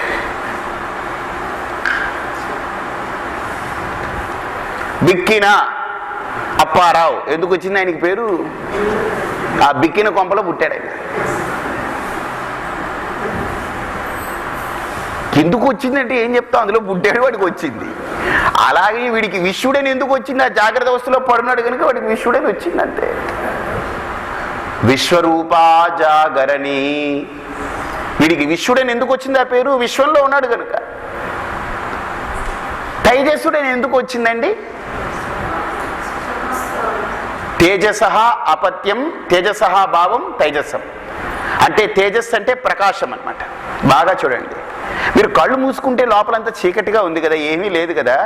కానీ స్వప్నావస్థలో పెద్ద బాంబే లైటింగు, సముద్రం ఎన్ని ప్రకాశిస్తున్నాయి కదా. ఎవడి ప్రకాశం చేత ఈ స్వప్న ప్రపంచం అంతా ప్రకాశిస్తుంది? ఎవరి తేజస్సు చేత? వాడి తేజస్సు చేత. కాబట్టి వాడిని ఏమంటున్నారు? తైజసః. అన్నిటికీ తేజస్సునిస్తున్నాడు, అన్నిటికీ ప్రకాశాన్ని ఇస్తున్నాడు. ఎక్కడ? స్వప్న ప్రపంచంలో. ఇప్పుడు మేలుకున్నప్పుడు దీనికి అన్నిటికీ ప్రకాశం నేనేమి ఇవ్వక్కలేదు. ఎన్ని లైట్లు వేస్తున్నాయి, సూర్యుడు ఉంటాడు, అన్ని ప్రకాశిస్తుంది. కానీ లోపల చిమ్మ చీకటిగా ఉన్నటువంటి నా లోపల అంత ప్రకాశవంతమైనటువంటి ఒక పెద్ద నగరం తయారైంది. దాంట్లో పురవీధులు, లైట్లు, మనుషులు, ఇవన్నిటినీ ప్రకాశింపజేస్తున్నానంటే ఎవరి తేజస్సు? నాది. కాబట్టి తైజసః. ఎప్పుడు? స్వప్నావస్థలో నాకు పేరు తైజస్సుడని. ఇక అయిపోయింది. స్వప్నం కూడా ఆడి ఆడి ఆడి ఎగిరి అలిసిపోయాను. ఇప్పుడు పడేశాను అనుకోండి. ఇప్పుడు ఎక్కడికి వెళ్తున్నాను? సుప్తావస్థ, సుషుప్తి అవస్థ. ఇంకా అలా ఇలా కాదు, ఇంకా మొత్తం అన్ని పడిపోయి శుభ్రంగా పడుకున్నాను. అక్కడ మనోబుద్ధులు కూడా పడిపోయింది. అక్కడ ఏం పేరు వచ్చింది? ప్రాజ్ఞ. ఎందుకు వచ్చింది వాడికి పేరు? అక్కడ ఏం లేడు కదా. లేకపోతే పేరు పెట్టరు. ఆలు లేదు, సూలు లేదు, కొడుకు పేరు సోమలింగం అన్నాడు. నిజంగా వాడికి పేరు పెట్టడం తప్పు, కానీ సోమలింగం అని. ఎందుకని? ఆలు లేదు, సూలు లేదు. అర్థమైందా? ఇక్కడ ఉన్నాడా లేడా? సుషుప్తిలో. ప్రాజ్ఞుడని పేరు పెట్టాడంటే ఉన్నాడు. ఎలా ఉన్నాడండి? నామరూపాలు లేకుండా బీజ రూపంలో అజ్ఞానమనే ఆవరణ చేత కప్పబడున్నాడు కనుక, పూర్తిగా అజ్ఞానమనే ఆవరణ చేత కప్పబడున్నాడు కనుక వాణ్ణి ప్రాజ్ఞ అన్నారు. అంటే కప్పబడి ఉన్నాడు, కప్పబడి ఉన్నాడు కాబట్టి వాణ్ణి ప్రాజ్ఞుడు అన్నారు. ఇక్కడ విచారణ చేయాలి మనం. బాల్యంలో ఉన్నది నేనే, యవ్వనంలో ఉన్నది నేనే, కౌమార్యంలో ఉన్నది నేనే, వార్ధక్యంలో ఉన్నది నేనంటే నాకు అర్థమైపోతుంది. ఎందుకని? నాకు బాగా అన్ని మేలుకు దశలోనే నాకు అర్థమైపోతున్నాయి. బాల్యము, యవ్వనము, కౌమార్యము, వార్ధక్యం మేలుకున్నప్పుడు అనుభవించేస్తున్నాను. కానీ ఇక్కడ మేలుకున్నప్పుడు ఉండే దశ నిద్రలో ఉండట్లేదు, స్వప్నంలో. స్వప్నంలో ఉండే దశ సుషుప్తిలో లేదు. సుషుప్తిలో ఉన్నప్పుడు మేలుకోవడం లేదు. 3 దశలు నాకు భిన్న భిన్న అనుభవాలు. అలాంటప్పుడు నేను మూడిట్లో ఉంటానా? ఖచ్చితంగా ఉండేది మనమే, ఒక్కడే. ఎందుకు? ఎవడైతే లేచి నిన్న రాత్రండి నేను కల్లో బాంబేకి వెళ్ళిపోయానండి ఎవడంటున్నాడు? ఇప్పుడు లేచిన వాడు. వీడు అంటున్నాడంటే ఏమిటైంది అక్కడ అర్థం? ప్రత్యభిజ్ఞ. రెండోది, నేను రాత్రండి పట్టిందండి నిద్ర, ఏమీ తెలియలేదండి, మొద్దులా పడున్నాను, కానీ చాలా హాయిగా ఉన్నాను. ఎవడంటున్నాడు? మేలుకున్నవాడు. వీడు మేలుకున్నవాడు రాత్రి లేకపోతే వీడు ఎలా చెప్పగలడు? ప్రత్యభిజ్ఞాయతే. కాబట్టి సుషుప్తిలో ఉండేది వాడే, స్వప్నంలో ఉండేది వాడే, జాగ్రత్త అవస్థలో ఉండేది వాడే, 3 అవస్థల్లోనూ ఉండేది వాడే. అందుకని ఇక్కడ ఏమంటారనంటే దాన్ని వ్యావృత్తాసు. అంటే వ్యావృత్తి అంటే స్వప్నావస్థ, సుషుప్తి అవస్థ, జాగ్రత్త అవస్థ, రోజుకి అవస్థలు మారుతూ ఉన్నాయి. 3 అవస్థలు ఇలా తిరుగుతూ ఉన్నాయి. వ్యావృత్తాసు తిరుగుతూ ఉందన్నమాట. అయినా ఆ తిరుగుతున్నటువంటి దాంట్లో అనువర్తమానం అంటే దాంట్లో ఉన్నట్లుగా. ఇలా ఒక దారానికి పూలు ఎక్కించారు, అందులో ఒక మొగ్గ, దాన్ని తొడిగారు, దాన్ని గుచ్చారు, సూదికి దారం పెట్టి దాంట్లో ఒక మొగ్గని గుచ్చారు. తర్వాత ఒక విచ్చుకున్న పువ్వుని గుచ్చారు, ఇంకొక పువ్వుని బాగా విచ్చుకున్న దాన్ని గుచ్చారు. బాగా చూడండి. ఇప్పుడు బాగా బాగా విచ్చుకున్న పువ్వు త్వరగా వాడిపోతుంది, విచ్చుకున్న పువ్వు కొద్దిగా మెల్లగా వాడుతుంది. మొగ్గ అది పుష్పించాలి, ముందు విచ్చుకోవాలి. అంటే బాగా విచ్చుకునేది వాడిపోయింది, ఇప్పుడు మామూలుగా మధ్యలో ఉండేటువంటిది అది అలానే ఉంది, మొగ్గగానే ఉంది. కానీ మూడిటికి సూత్రం ఒకటే. ఇది వాడిపోయిందని సూత్రం అక్కడ వాడిపోవడం కానీ, ఇంకా మొగ్గగానే ఉందని సూత్రం ఫ్రెష్గా ఉండడం కానీ అలా ఏమైనా ఉందా? లేదు. దశలలో మార్పులున్నా, అవస్థలలో మార్పులున్నా, స్థూల సూక్ష్మ కారణ శరీరాల్లో తేడాలున్నా వాటిని అనుభవించేటువంటి వాడు ఒక్కడే. ఎవరు? నేను నేను నేను అనే జీవుడే. దాన్నే మనం మూల తలంపు అని అంటాం. ఏమంటాం? మూల తలంపు. ఎవరు? నేను నేను నేను అని స్పందించే. ఇప్పుడు శాస్త్రం దాంతో ఊరుకోకుండా బాగా చూడండి. ఎవడైతే జాగ్రత్త అవస్థలో ఉంటూ, స్వప్నంలో ఉంటూ, సుషుప్తిలో ఉంటూ మూడింటిని గుర్తు తెచ్చుకొని మూడింటిని కూడా చకచకా చెప్పేస్తూ, అన్ని దశల్ని చెప్పేస్తూ, అన్ని స్థూల సూక్ష్మ కారణ శరీరాల్ని చెప్పేస్తూ అన్నిటినీ ఏకరవు పెడుతున్నాడంటే వాడు ఒక్కడే ఇన్నింటినీ పొందుతున్నాడు. వాడెవడు చెప్పండి. వాడెవడు అని అంటే ఇక్కడ దక్షిణామూర్తి శ్లోకంలో 3వ లైన్లో అంటారు, స్వాత్మానం ప్రకటీకరోతి భజతాం యో ముద్రయా భద్రయా. అంటే ఎవరయ్యా అంటే స్థూల సూక్ష్మ కారణ శరీరాల్లో వాడే ఉన్నాడు అని అంటే ఒక్కడే ఇన్నింటిలో ఉండగలడా? చెప్పండి. ఖచ్చితంగా ఉండగలడు. ఎప్పుడు? తనకన్నా వేరైతే. స్థూల శరీరం తనకన్నా వేరు కనుక అందులోనూ ఉంటున్నాడు, సూక్ష్మ శరీరం తనకన్నా వేరు కనుక అందులోనూ ఉంటున్నాడు, కారణ శరీరం తనకన్నా వేరు కనుక అందులోనూ ఉంటున్నాడు. జాగ్రత్త స్వప్న సుషుప్తి అవస్థల్లో ఒకడు ఉండగలడా? ఉండగలడు. ఒక ఇంటికి 3 గదులు ఉన్నాయి. First floor, second floor, third floor. నేను ఇప్పుడు ఫస్ట్ ఫ్లోర్లో ఉన్నాను. స్వామీజీ ఎక్కడున్నారండి? ఫస్ట్ ఫ్లోర్లో ఉన్నానండి. మళ్ళీ కొంతసేపు అయిన తర్వాత ఫోన్ చేశారు, ఎక్కడున్నారండి? ఇప్పుడు సెకండ్ ఫ్లోర్లో ఉన్నానండి. మళ్ళీ వాడు సెకండ్ ఫ్లోర్కి వచ్చాడు, ఏముండో నేను సెకండ్ ఫ్లోర్కి వచ్చాను, మీరు ఎక్కడున్నారు? థర్డ్ ఫ్లోర్లో ఉన్నానండి. ఫస్ట్ ఫ్లోర్లో ఉన్నది నేనే, సెకండ్లో ఉన్నాను, థర్డ్లో ఉన్నాను. అంటే అర్థం ఏంటి? 3 నాకంటే అన్యం. కాబట్టి మూడింటిని ఎక్కుతూ దిగగలను. ఇప్పుడు ఫస్ట్ ఫ్లోరే నేను అయిపోయాను అనుకోండి, అక్కడి నుంచి కదలలేను, మెదలేను. అప్పుడు ఫ్లోర్ కదులుతుంటుంది, కదిలించాలంటే. అర్థమైందే? కాబట్టి జాగ్రత్త అవస్థ, స్వప్న సుషుప్తి అవస్థలు 3 ఫ్లోర్లు. పురత్రయే క్రీడతి యస్తు జీవ అంటారు. ఈ 3 పురాల్లో ఎక్కుతూ దిగుతూ ఎవడైతే ఉంటాడో వాడు ఎవరయ్యా? ఆత్మ చైతన్యమయ్యా. కానీ మనం ఏంటి? భ్రమతోటి జాగ్రత్త అవస్థలో వచ్చినప్పుడు ఈ ప్రపంచాన్నంతా సత్యం అనుకుంటున్నాం, ఈ ప్రపంచాన్ని అనుభవించడానికి పెట్టుకున్నటువంటి ఇంద్రియాలని సత్యం అనుకుంటున్నాం, ఈ దేహాన్ని సత్యం అనుకుంటున్నాం. ఈ మమకారంతో దేహాన్ని, ప్రపంచాన్ని సత్యం అనుకుని పట్టుకుని ఊగులాడుతూ ఉన్నాం. ఎంతవరకు? ఊగలాడగలిగినంత వరకు. బాంబేలో రద్దీ ట్రైన్లో ఊగులాడుతుంటారు చూసారా, అలా నిలబడి గబ్బిలాగా అలా ఊగలాడిన వాడి స్టేషన్ వచ్చేదాకా. ఎంతవరకు అలా ఊగులాడతారు వాళ్ళు? స్టేషన్ వచ్చేదాకా. స్టేషన్ రాగానే ఏమైపోతుంది? దిగిపోతాడు. అలాగనే వీడు కూడా ఊగలాడి వేలాడి స్వప్నావస్థలోకి వెళ్ళేటప్పటికి దీన్ని వదిలేస్తాడు, దాన్ని పట్టుకుంటాడు. ఇది అక్కడ ఊగలాడడం మొదలెడతాడు స్వప్న ప్రపంచంతో. ఆడవాళ్ళందరూ కూర్చుని వరలక్ష్మి వ్రతం, వాళ్ళు ఒక 50 మంది కలిపి అందరూ కూర్చుని వరలక్ష్మి వ్రతం కూడా ఏసీ హాల్లో నన్ను పిలిచారు చీఫ్ గెస్ట్గా. నేను వెళ్ళాను. అమ్మా, ఇక్కడ 50 మంది వరలక్ష్మి వ్రతం చేసుకున్నారు, మిమ్మల్ని అందరినీ చూస్తుంటే ఆనందంగా ఉంది, ఏం కోరుకున్నారమ్మా అని అడిగారు. ఏముంది స్వామి, ఈ జన్మకి భర్తని ఇచ్చావు, చాలా ఆనందంగా ఉంది అంతా. వచ్చే జన్మకి మంచి భర్తని, మంచి వీడి డబ్బు ఖర్చు పెట్టి వచ్చే జన్మకి మంచి భర్త కోసం వీడి డబ్బుతో పెడుతుందంటే వచ్చే జన్మకి మంచి భర్తరా ఏంటి? వీడే త్రాష్టుడా, దుర్మార్గుడా, వీడేమైనా హిరణ్యకశిపుడా, హిరణ్యాక్షుడా ఏంటమ్మా అంటే? కాదండి, ఈయన మంచివారేనండి, కానీ ఇంకా అంటే ఇది సరిపోలేదన్నమాట. ఇంకా సరే, వచ్చే జన్మకు వచ్చింది. అప్పుడు చూస్తే ఇంకా, ఈవిడికి పేరు ఏం పెట్టానంటే ఇంకా.com. ఈవిడికేంటి? ఇంకా.com. ఆవిడ ఇంక చాటింగ్ చేసుకోవడమే, ఇంకా ఇంకా ఇంకా ఇంకా ఇంకా ఇంకా అనుకుంటూ పడి ఉంటాడు. ఒకటి నేను అడగంగానే ఒక ఆవిడ నిర్మోహమాటంగా లేచింది, మీకేం తెలుసండి, పడేది మేము, మార్పు మాకొద్దా, మీకెందుకు మార్పు, మీకు ఉంటే కదా మార్పడానికి, మీకేం లేదు, అక్కర్లేదు, కూర్చోండి అనింది.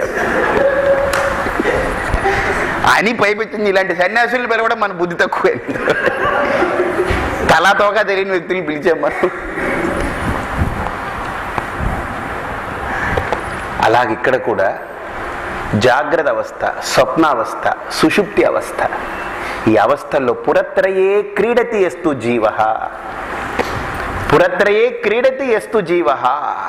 కాబట్టి ఇక్కడ శంకర్లు అదే అంటున్నారు, స్వాత్మానం ప్రకటీకరోతి భజతాం యో ముద్రయా భద్రయా. జాగ్రత్త స్వప్న సుషుప్తి అవస్థలు మారిపోతున్నాయి, కానీ నేను అలానే ఉంటున్నాను. స్థూల సూక్ష్మ కారణ శరీరాల్ని కూడా అవసరానికి తగ్గట్టుగా వాడుకుంటున్నాను. ఎందుకని స్వప్నావస్థలో ఉన్నప్పుడు సూక్ష్మ శరీరాన్ని వాడుకుంటున్నాను, జాగ్రత్త అవస్థలో రాగానే సూక్ష్మ శరీరంతో పాటు స్థూల శరీరాన్ని కూడా వాడుకుంటున్నాను. కారణ శరీరం ఎలాగో ఉంటుంది. కారణ శరీరం అంటే అవిద్య. కారణ శరీరం అంటే కారణం, అంటే ఈ శరీరాలకన్నిటికీ కారణం ఏంటి? అవిద్య, అంతకంటే ఏం లేదు. సూక్ష్మ శరీరం అంటే మనోబుద్ధి చిత్త అహంకారాలు ప్రాణం ఇవన్నీ కలిపింది. దాన్ని లింగ శరీరం అంటారు. స్థూల శరీరం అంటే ఇదిగో దేహాలు, ఇంద్రియాలు, ఇది ఉండేటువంటివన్నీ కూడా ఈ తత్వాలు. కాబట్టి ఈ శరీరాలని కూడా అవస్థలకి తగ్గట్టుగా వాడుకుంటున్నాను. జాగ్రత్త అవస్థలో ఉంటే 3 వాడుకున్నాను, స్థూల సూక్ష్మ కారణ శరీరాలు. స్వప్నావస్థకు వెళ్ళగానే స్థూల శరీరాన్ని పక్కన పెట్టేస్తున్నాను, సూక్ష్మ శరీరము కారణ శరీరంతో అనుభవిస్తున్నాను. ఇంకా సుషుప్తిలోకి వెళ్ళిపోయేటప్పటికి సూక్ష్మ శరీరం కూడా పడిపోతుంది, పడిపోతుంది. కారణ ఉపాధి, కారణ శరీరం ఉంటుంది. అంటే అవిద్య, పూర్తిగా అవిద్యతో ఉంటుంది. ఏంటి? లోకంబులు లోకేశులు లోకస్తులు తెగిన తుది నలోకంబగు పెంచీకటి, అది కారణ శరీరం, అదే సుషుప్తి. అయితే అంతవరకు ఆగాడ పోతన అవ్వల ఏకాకృతిని వెలుగొందు అంటే పెంచీకటిని కూడా ప్రకాశింపజేసేటువంటి ఆత్మ చైతన్యమై ఉన్నాను. ఆ కారణోపాధి అయినటువంటి అవిద్యను కూడా ప్రకాశింపజేస్తున్నాను. నా యొక్క సత్తా స్ఫూర్తితో అవిద్య కూడా ప్రకాశింపబడుతుంది. అందుకని ఉదయం లేవగా నాకేం తెలియలేదండి, ఏమీ తెలియలేదని అవిద్య ప్రకటితమవుతుంది. ఎవరి వల్ల? నా యొక్క ఆత్మ చైతన్యం వల్ల. హాయిగా ఉన్నాను ఎవరి వల్ల? నా ఆత్మ చైతన్యం వల్ల. కాబట్టి ఆత్మానం ప్రకటీకరోతి, ప్రకటింపబడుతుందా లేదా? స్వాత్మ చైతన్యం ఏదైతే ఉందో అది ప్రకటింపబడుతుంది. ఎవరి వల్ల? యో ముద్రయా భద్రయా. ముద్ర, ఏ ముద్ర? చిన్ముద్ర, చిదేవ ముద్ర. అందుకని ఇక్కడ చిన్ముద్రని చెప్పుదాం అనుకున్నాను. ఏంటి ఆ చిన్ముద్ర అంటే, ఈ జీవుడు స్థూల సూక్ష్మ కారణ శరీరాలు, జాగ్రత్త స్వప్న సుషుప్తి అవస్థలు, బాల్యం యవ్వనము కౌమారం అనేటువంటి ఈ వార్ధక్యమైన దశలు, ఇవన్నీ కూడా వీటితో మిళితమై ఉన్నంతసేపు దైవంతో సంబంధం లేకుండా వాటితో మమేకమై వాటి అవస్థల్లో పడి దొర్లుతూ పొర్లుతూ ఉంటాడు. బాగా చూడండి, బాగా ఆలోచించండి. ఎప్పుడైతే ఇది నేను కాదు అనుకున్నాడో, ఇందులోకి వాడు ఐక్యమయ్యాడో, వాడికి ఇవేవి అంటావు. కానీ అంటవని ఇప్పుడు ఇలా చిన్ముద్ర పెట్టారని 3000 నరికేశారా? చెప్పండి, 3000 నరికేస్తే మళ్ళీ చిన్ముద్ర కాదండి. చిన్ముద్ర అంటే 3 వేళ్ళు ఉండాలి, ఈ తర్జని అంగుష్టము కలవాలి. ఎందుకు? అంగుష్టం తత్పదం ప్రోక్తం. తత్పదం అంటే బ్రహ్మ. తర్జని త్వంపదే స్థిత. తర్జని అని అంటే చూపుడు వేలు, త్వంపదం. తయోరైక్యం తయో సంధి, దాని యొక్క ఐక్యం, దాని యొక్క సంధి ఏమిటయ్యా? చిన్ముద్రా సా ప్రకీర్తిత, దాన్ని చిన్ముద్ర అన్నారు. వీడు కలిసినంత మాత్రాన ఈ 3 పోవట్లేదు, ఉంటున్నాయి. కానీ ఉన్నా లేనట్టే. ఎలాగా? దగ్ధ బీజవత్. శంకర్లు అంటారు, రోస్టెడ్ సీడ్. మంచి మామిడి పండు పెట్టారు, మీరు ఇంటికి వెళ్ళారు ఒకరింటికి, బాగా అద్భుతమైన మామిడి పండు, ఇంకా అసలు ఎంత తీయగా ఉందో రసం. అది బాగా తినేసిన తర్వాత, రసం తాగేసిన తర్వాత టెంక తీసి, ఏమండి ఈ మామిడి చాలా బాగుందండి, టెంక ఇస్తారా అన్నాడు. అయ్యో మేము ఇస్తామండి, మీకు ఎందుకు కంగారు పడకండి, మీకు పోస్ట్లో మీకు ఇంటికి పంపిస్తానని మీకు ఎందుకు వెళ్ళండి అన్నాడు. వీళ్ళు ఇంటికి వెళ్ళిపోయారు. వీళ్ళు ఏం చేశారు? ఆ టెంకని వీళ్ళకి వేస్తే త్వరగా మొలకెత్తేయాలి, ఇలా పచ్చి పచ్చిగా ఉంటే త్వరగా రాదు కదా, బాగా ఎండాలి కదా, ఎండే బదులు మనమే ఇంకా మంచి పని చేద్దామని చెప్పేసి నిప్పులు వేసి శుభ్రంగా వేపారు దాన్ని, కాల్చి పడేశారు దాన్ని. నిప్పుల్లో కాల్చి పడేశారు అనమాట. అటు ఇటు వేసి కాల్చి పడేశారు, గంటలు అందులో పెట్టేశారు. ఎందుకంటే ఎంత త్వరగా వేడికి, ఎంత త్వరగా ఎండిపోతే అంత త్వరగా మొలకెత్తేస్తుంది. వీడికి భ్రమ. బాగా కాల్చేసి పట్టుకెళ్ళి ఇచ్చారు. వాళ్ళది భూమిలో పాతారు, ఎప్పటికీ మొక్క రాదు. ఎందుకు వస్తుంది? ఏమైంది? విత్తనం ఉంది కానీ మొలకెత్తే శక్తిని కాల్చేశారు. ఎందుకు? జ్ఞానాగ్ని సర్వకర్మాణి భస్మసాత్ కురుతే తథా యథైధాంసి సమిద్ధోగ్ని భస్మసాత్ కురుతే అర్జున. జ్ఞానాగ్ని సర్వకర్మాణి భస్మసాత్ కురుతే తథా భిద్యతే హృదయ గ్రంథి ఛిద్యంతే సర్వ సంశయా క్షీయంతే చాస్య కర్మాణి తస్మిన్ దృష్టే పరావరే. బాగా చూడండి, విత్తనం ఉన్న దాన్ని ఎప్పుడైతే నిప్పులో వేసి కాల్చేసామో మొలకెత్తే శక్తి నశించిపోయింది, కోల్పోయింది. అది నామమాత్రంగా విత్తనంగా ఉంటుంది కానీ చెట్టు రూపంలో మొలకెత్తడానికి దానికి సామర్థ్యం పోయింది. మళ్ళీ సంసార వృక్షం లేదు, దగ్ధ బీజవత. అలాగనే ఎప్పుడైతే వీడు జ్ఞానం అనేటువంటి అగ్ని చేత తప్తమయ్యాడో, శుద్ధమైపోయాడో, ఈ జీవుడు బ్రహ్మైక్యాన్ని పొందాడో, జీవ బ్రహ్మైక్యాన్ని. బాగా వినండి, ఇప్పుడు ఈ మూడు ఉన్నా ఇంకా వాడికి ఏమిటి? సున్నా. ఏమిటది? సున్నా, ఏమీ లేదు. ఎందుకని? దగ్ధ బీజవత్. ఇప్పుడు వాడు జ్ఞాని అయి ఉన్నాడు.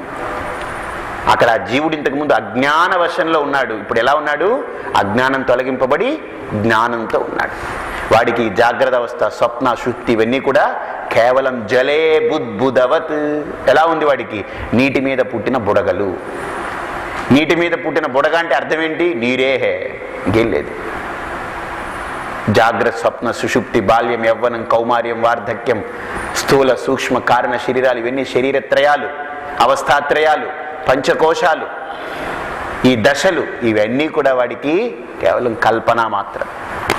ఎప్పుడు? యో ముద్రయా భద్రయా ప్రకటీకరోతి గురు గురు రూపేణ దక్షిణామూర్తి. భద్రయ, భద్రయ అంటే మంగళకరమైనటువంటి ముద్ర. అంటే అర్థమేనంటే ఈ లోకంలో తాంత్రికులు కానీ, పూజల్లో కానీ, పూజారులు వాళ్ళు ముద్రలు వేస్తారు. దేని ముద్ర, యోని ముద్ర, అవకుంఠిత ముద్ర, రకరకాల ముద్రలు ఉన్నాయి ఇక్కడ. అర్థమైందా? అన్ని ముద్రలకెల్లా ఈ ముద్ర చాలా భద్రమైనటువంటి ముద్ర. ఎందుకు భద్రమైన ముద్ర? బికాస్ ఇది ఎటువంటి ముద్ర అనంటే, ఇక్కడ సురేశ్వరులు అంటారన్నమాట, అంగుష్ట తర్జనీ యోగ ముద్రావ్యాజేన దేహినాం శృత్యర్థం బ్రహ్మజీవైక్యం దర్శయన్నావతాత్ శివ. శివుడే ఈ ముద్రని చూపించాడట. దర్శయన్ అవతాత్ శివ. దాన్ని ఎందుకు చూపించాడు శివుడు? అవతాత్, రక్షించడం కోసం. ఎక్కడి నుంచి రక్షించడం కోసం? సంసార భయం నుండి మనల్ని బయటికి తీసుకెళ్లి సంసార సాగరం నుండి రక్షించడం కోసం, బంధం నుంచి రక్షించి మోక్షాన్ని ఇస్తున్నారు. ఎలాగా? జీవ బ్రహ్మైక్య అంటే జీవ బ్రహ్మైక్యాన్ని ఇచ్చి సంసారం నుంచి ఉద్ధరింపజేస్తున్నాడు. శృత్యర్థం, ఇది శృతిలో ఉన్నటువంటి అర్థం. అర్థమైందా? వేదార్థం ఇది. ఏమిటి? జీవో బ్రహ్మైవ నాపరః తత్వమసి, ఆ చిన్ముద్ర. కాబట్టి ఎవరైతే స్వాత్మానం ప్రకటీకరోతి భజతాం, భజతాం అంటే ఇక్కడ భజన చేసేవాళ్ళని కాదు అర్థం. ఇక్కడ భజన కాదు, ఇక్కడ భజతాం అంటే జిజ్ఞాసులైనటువంటి వాళ్ళకి. భజ్ అంటే సేవాయాం. భజ్ ధాతుకేమిటి? సేవాయాం అంటే ఎవరు సేవిస్తున్నారో, ఎవరిని? దక్షిణామూర్తిని ఎవరు సేవిస్తున్నారో. ఏ రకంగా సేవిస్తున్నారు? మంత్రంతో. వాడిని మంత్రంతో పిలుస్తున్నారు. ఏమిటి? మహ్యం మేధాం ప్రజ్ఞాం ప్రయచ్చ ప్రయచ్చ. హే దక్షిణామూర్తి, నాకు నువ్వు ఇవ్వగలిగింది ఏమిటి? మేధ, ప్రజ్ఞ, ఆత్మజ్ఞానాన్ని ప్రసాదించు. అంటే ఏమిటి? ఇక్కడ ఏం కోరుకుంటున్నాడు వాడు? భజన అంటే ఏంటి? ఇక్కడ భజ్ సేవాయాం, సేవిస్తున్నాడు మంత్రంతో. ఆ మంత్రంలో అర్థం ఏంటి? మేధ, ప్రజ్ఞని కోరుకుంటున్నాడు. కాబట్టి ఎవడైతే దక్షిణామూర్తిని ఉపాసన చేస్తున్నాడో, ఆ ఉపాసన చేసే ఆ మంత్రార్థం ఏంటి? గాయత్రి మంత్రం యొక్క అర్థం ఏంటి? ధియో యో నః ప్రచోదయాత్. ధి అంటే బుద్ధి, నహ అస్మాకం ప్రచోదయాత్, ప్రకాశింపజేయి, బుద్ధినివ్వని. గాయత్రి మంత్రాన్ని ఉచ్చరించే వాళ్ళకి బుద్ధి మంచి వర్చస్సు, తేజస్సు వస్తుందని అంటారు. కారణం ఆ మంత్రార్థం అది. అర్థమైందే? ప్రతి మంత్రానికి క్రియ ఉంటుంది. ఆ మంత్రం ఫలిస్తుంది. మంత్రం చేసేటప్పుడు ఆ మంత్రం ఫలిస్తుంది. భజతాం అంటే భజ్ ధాతువుకి అర్థం ఏంటి? సేవ. సేవ ఇక్కడ ఏమిటి సేవ? ఇక్కడ దక్షిణామూర్తి స్తోత్రంలో సాధకుడు దక్షిణామూర్తిని సేవ చేస్తే, సేవ అంటే ఏంటి? ఆయన కాళ్ళు ఉత్తరు, ఆయన దొరుకుతాడేంటి సేవ చేయడానికి? కాదు. ఎలా? మంత్ర రూపేణ, మంత్రోచ్చారణ రూపేణ సేవ. ఆ మంత్ర అర్థం ఏంటి? మహ్యం మేధాం ప్రజ్ఞాం ప్రయచ్చ ప్రయచ్చ. ఆ మంత్రార్థం ఏంటి? నాకు మేధని ప్రజ్ఞని ప్రసాదించు. మేధస్సు అనకండే, మేధస్సు అంటే కొవ్వు ఇవ్వమని, ఉన్నదే చాలు, తట్టుకోలేకపోతున్నాం చుట్టుపక్కల వాళ్ళం మనం. ఇంకా మళ్ళీ ఆయన దగ్గరికి వెళ్ళి మేధస్సు మేధస్సు మేధస్సు అంటే ఇంకో భరించలేని కొవ్వు ఇస్తాడు. కాబట్టి మేధ, మేధ అంటే ధీశక్తి, ప్రజ్ఞ. అర్థమైందే? అది ఆయన దగ్గర కోరుకుంటున్నాం కనుక ఆయన ఖచ్చితంగా ఎలా ఇస్తారు? యో ముద్రయా భద్రయా ఉపదేశం చేస్తారు. ఉపదేశం చేసి ఏం చేస్తారు? తద్వారా స్వాత్మానం ప్రకటీకరోతి. అబ్బాయి, ఆయన యొక్క చిన్ముద్ర ద్వారా, భద్రమైనటువంటి చిన్ముద్ర ద్వారా నీకు ఉపదేశం చేసినప్పుడు నీకు ఆ స్వాత్మ ప్రకటింపబడుతుంది, స్వాత్మ చైతన్యం. ఎవరి వల్ల? తస్మై శ్రీ గురుమూర్తయే నమ ఇదం శ్రీ దక్షిణామూర్తయే. ఆ దక్షిణామూర్తికి నా నమస్కారం. బాగుంది స్వామిది, చాలా బాగుంది. కానీ ఇప్పుడు నాకు జ్ఞానం కలిగింది అనుకోండి అంటే ఇది కలగలేదన్నమాట. కలిగితే ఇంకేం ప్రశ్నించడు కదా. కలిగింది అనుకోండి. ఇక్కడ చూడండి 8వ శ్లోకానికి భూమిక. నాకు జ్ఞానం కలిగింది అనుకోండి, మరి బయట ఈ భార్య పిల్లలు తండ్రి కొడుకు ఇవందరూ ఈ లోకం ఇవన్నీ ఏమైపోతాయండి? ఏమవ్వవు. మరి నాకు జ్ఞానం కలిగితే ఏదైనా అయిపోవాలి కదా, ఏమైపోవాలి? పేలిపోవాలి, ఇవన్నీ బయట చచ్చిపోవాలా? చెప్పు. నీకు జ్ఞానం కలిగితే వీళ్ళందరూ చచ్చిపోవాలా? అంటే మరి జ్ఞానం కలిగితే దృష్టి మారిపోద్ది కదండి. అప్పుడు నాకు వీళ్ళందరూ ఎలా కనిపిస్తారండి? ఎలా కనిపిస్తారు? ఏం భూతాల్లా కనిపిస్తారా? భూత ప్రేత పిశాచాదుల్లా కనిపిస్తారా?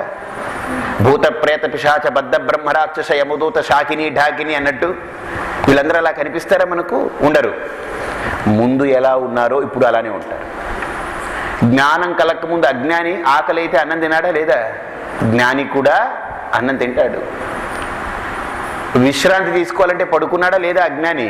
జ్ఞాని కూడా విశ్రాంతి సమయంలో పడుకుంటాడు. అజ్ఞాని బట్ట కట్టుకున్నాడా లేదా? అజ్ఞాని బట్ట వదిలేసి పరిగెడతాడా? బట్టే కట్టుకుంటాడు. అర్థమైందా? మార్పు భౌతికమైంది కాదు, మార్పు ఎక్కడ? బౌద్ధికమైనది మార్పు. భౌతిక మార్పు కాదు. ఏంటి? It is not materialistic change, it is a cognitive change. భౌతిక మార్పు కాదు, బౌద్ధిక మార్పు అంటే బుద్ధిత కలిగినటువంటి మార్పు. కాబట్టి ఇక్కడ బాగా చూడండి, అలా అయినప్పుడు ఎలా ఉంటుంది? శంకర్లు అంటారు, విశ్వం పశ్యతి కార్యకారణతయా స్వస్వామి సంబంధతః శిష్యాచార్య తయా తథైవ పితృపుత్రాద్యాత్మనా భేదతః స్వప్నే జాగ్రతి వాయేష పురుషో మాయా పరిభ్రామితః తస్మై శ్రీ గురుమూర్తయే నమ ఇదం శ్రీ దక్షిణామూర్తయే. హరి ఓం తత్సత్.